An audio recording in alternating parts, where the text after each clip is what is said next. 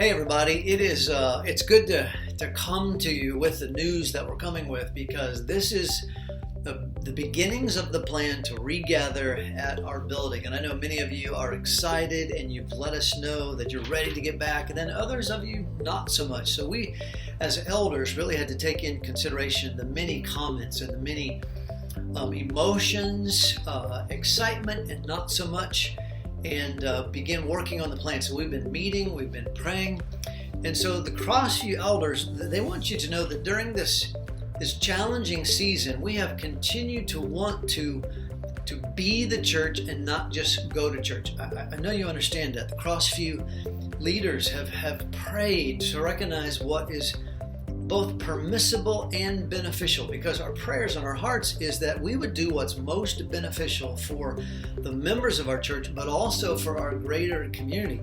Above all, we have been praying for grace and understanding and flexibility and huge prayer, great unity as we move forward into this immediate future. Please remember that CrossView never closed.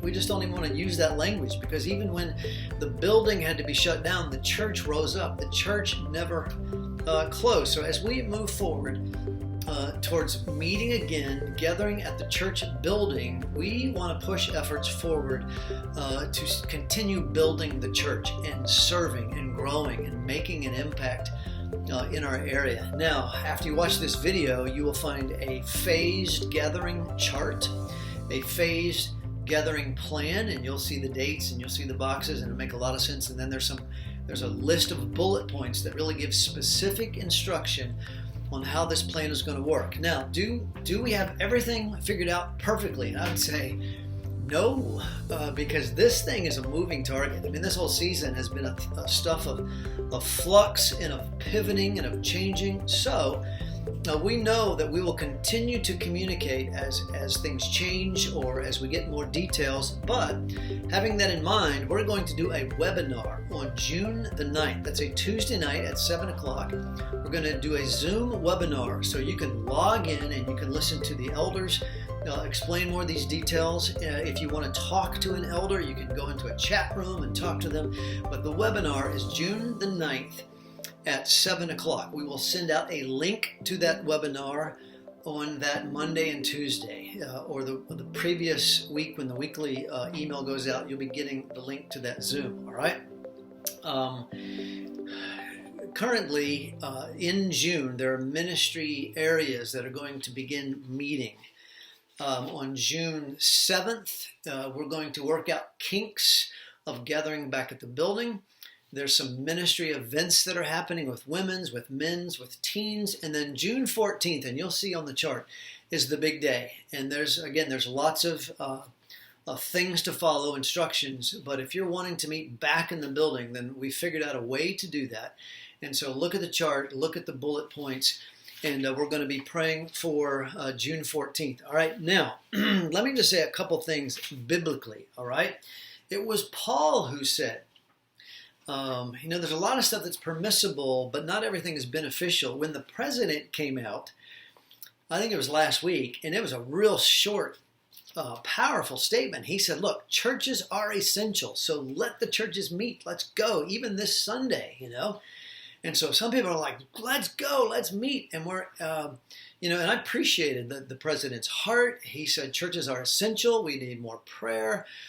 But we also have to look at what is most beneficial. And that's what our plan reflects. Now, the other verse, Paul wrote to the Corinthian church about what is permissible and what's beneficial. But then the other verse that really guided us was out of Psalms 133. Where the Bible says how good and pleasant it is when God's people are gathered together in unity. It's just a really good thing. And then it explains in great detail how good that unity really is. And for instance, it says unity of God's people is like oil being poured onto Aaron, and there's so much oil being poured, it's flowing down his beard. Now you go, well, what's that about? Well, Aaron was Moses' older brother. Now get this. He was an older brother, but he was the first priest.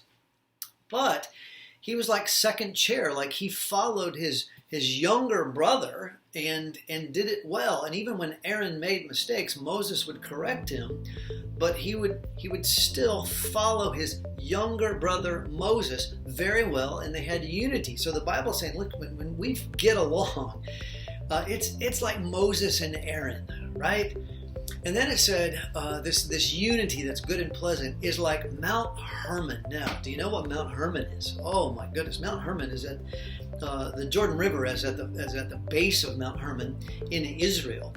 And then Mount Hermon is this huge 9,300 plus foot mountain that a couple months a year is snow-capped, and there's actually a ski resort in Israel on Mount Hermon.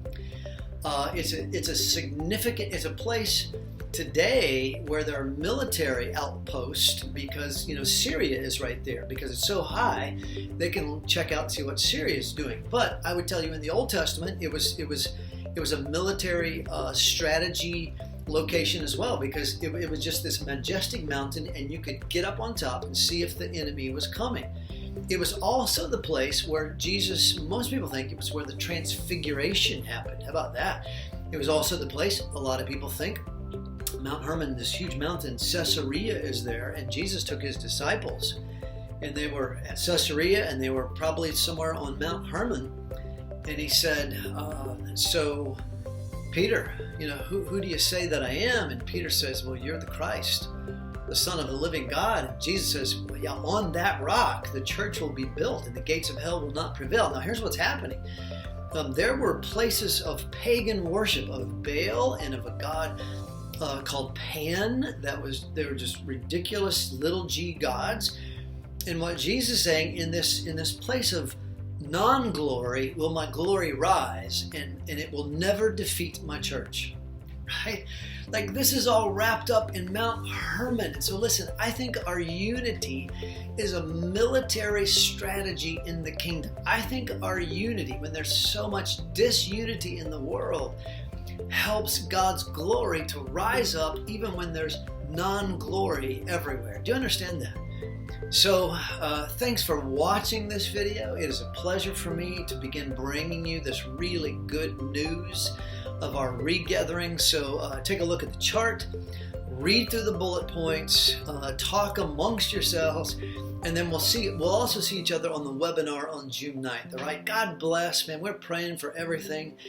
We're praying that new folks come along with the members and the people that have been at CrossView forever. We're praying that our gatherings are going to really, really glorify God and keep people safe. And thanks for watching. See ya. Bye.